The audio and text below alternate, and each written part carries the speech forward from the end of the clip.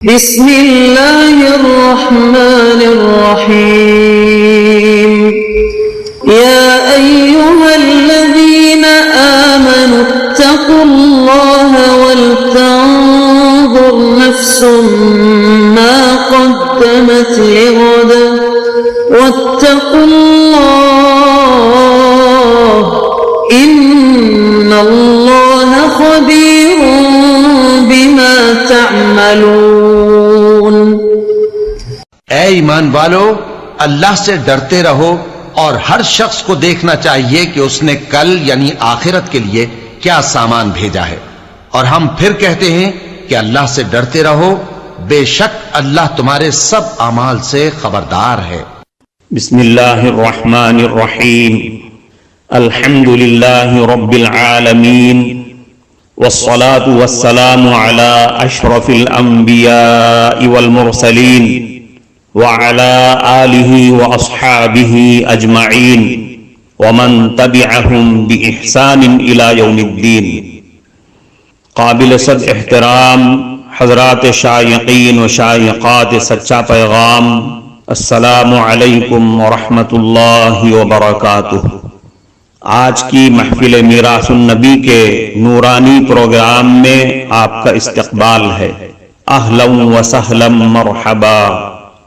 ہم آپ تمام حضرات و مستورات کا خیر مقدم کرتے ہیں۔ محترم حضرات و خواتین، تعلیم کا آغاز ہو رہا ہے۔ سب سے پہلے آداب تعلیم کا لحاظ کرتے ہوئے تعلیم کی طرف متوجہ ہو جائیں۔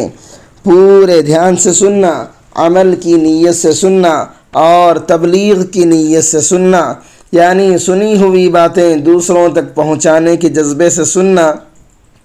چند خاص آداب تعلیم ہیں، امید ہے کہ آپ حضرات ان آداب کا ضرور خیال رکھیں گے۔ جزاکم اللہ۔ بسم اللہ الرحمن الرحیم۔ حضرت عمر رضی اللہ عنہ کا اپنی غلطی کا اعتراف کرنا۔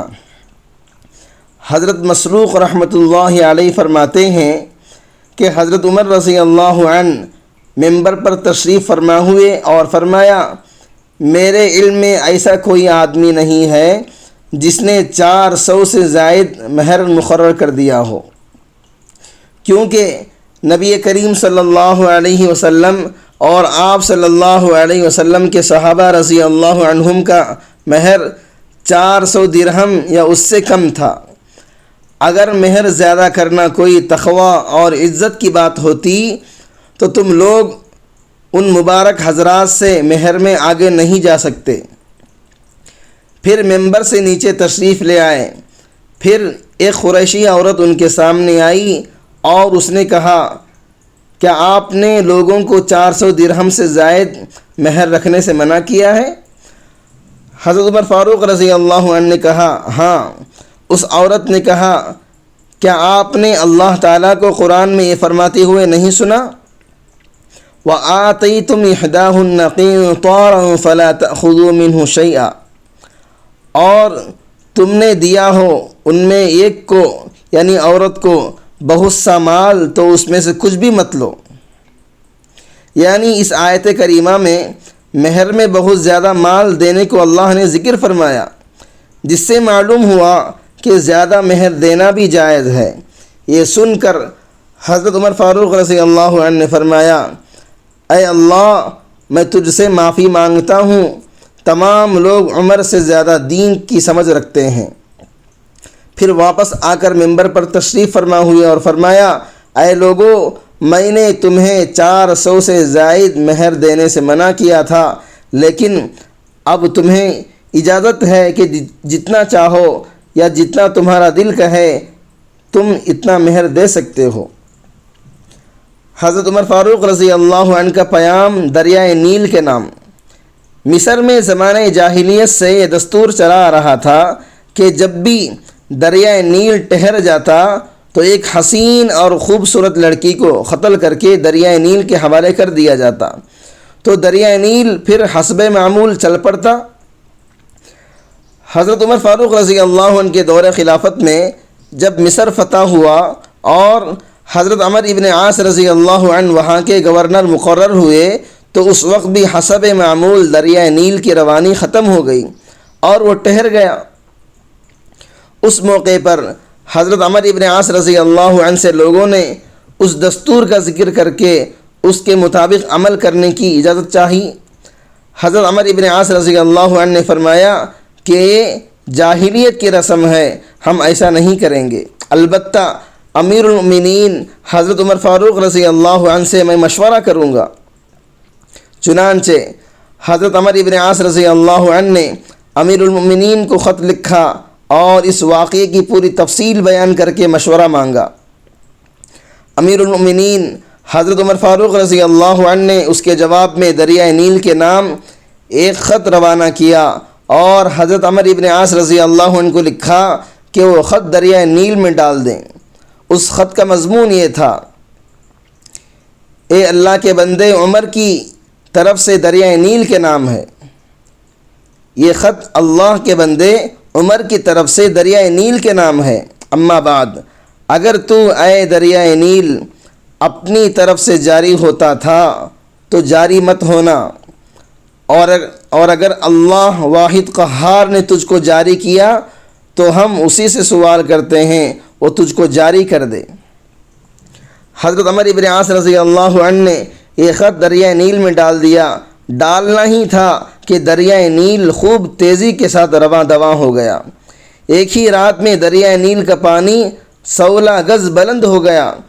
حضرت عمر فاروق رضی اللہ عنہ کی اس کرامت کے سبب اس وقت سے لے کر آج تک 1400 سال کا عرصہ گزر چکا ہے، دریائے نیل کی روانی میں کمی نہیں آئی۔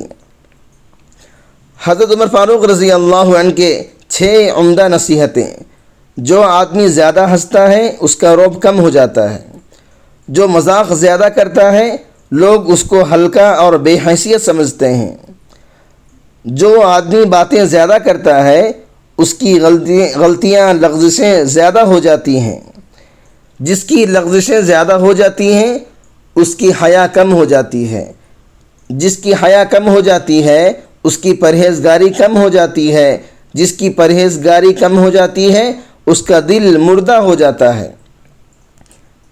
حضرت عمر فاروق رضی اللہ عنہ کے لباس میں 12 پیوند۔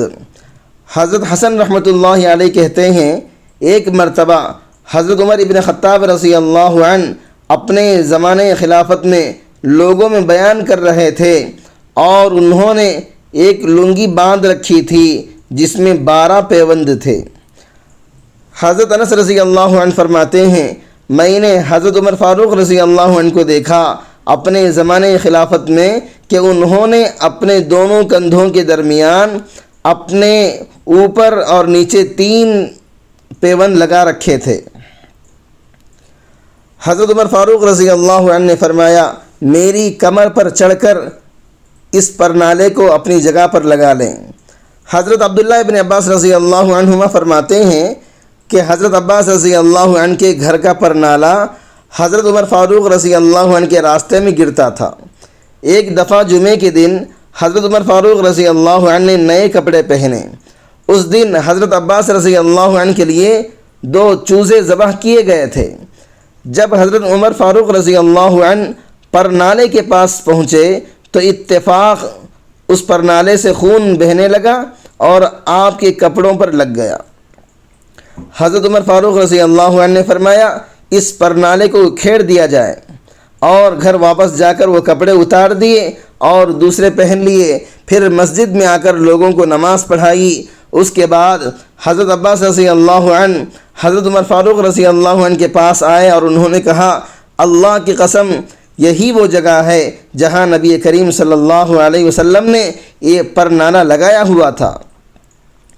حضرت عمر فاروق رضی اللہ عنہ نے حضرت عباس رضی اللہ عنہ سے کہا، میں آپ کو قسم دے کر کہتا ہوں کہ آپ میری کمر پر چڑھ کر یہ پرنالہ وہیں لگائیں جہاں نبی کریم صلی اللہ علیہ وسلم نے لگایا تھا۔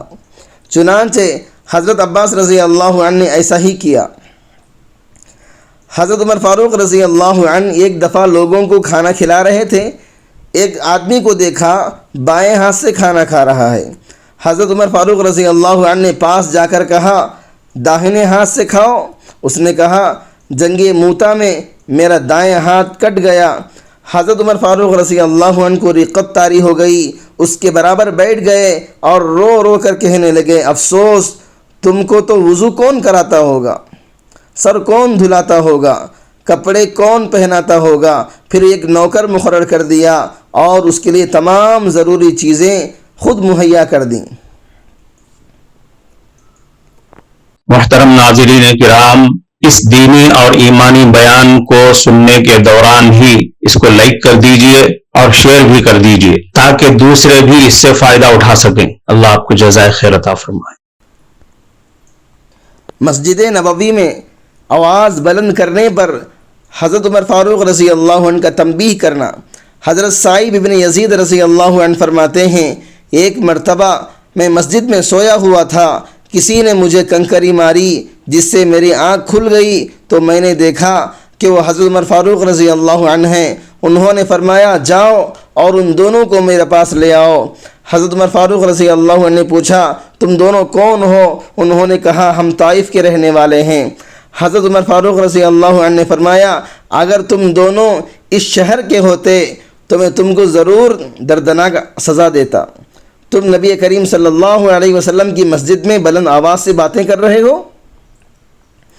حضرت ابوبکر صدیق رضی اللہ عنہ اور عمر فاروق رضی اللہ عنہ کا آپ صلی اللہ علیہ وسلم کے چچا عباس رضی اللہ عنہ کا ادب و احترام۔ حضرت ابن شہاب رحمۃ اللہ علیہ فرماتے ہیں کہ حضرت ابوبکر صدیق رضی اللہ عنہ اور حضرت عمر فاروق رضی اللہ عنہ کا اپنے اپنے زمانے خلافت میں یہ دستور تھا، جب یہ حضرات سواری پر سوار ہو کر کہیں جا رہے ہوتے اور راستے میں حضرت عباس رضی اللہ عنہ جو حضور صلی اللہ علیہ وسلم کے چچا تھے ان سے ملاقات ہو جاتی تو یہ حضرات ان کے اکرام میں سواری سے نیچے اتر جاتے اور سواری کی لگام پکڑ کر حضرت عباس رضی اللہ عنہ کے ساتھ پیدل چلتے رہتے اور انہیں ان کے گھر یا ان کی بیٹھک تک پہنچا کر پھر ان سے جدا ہوا کرتے تھے۔ کفارہ مجلس کی دعا پڑھ لیجئے۔ سبحانک اللہم و بحمدک، اشہد ان لا الہ الا انت، استغفرک و اتوب الیک۔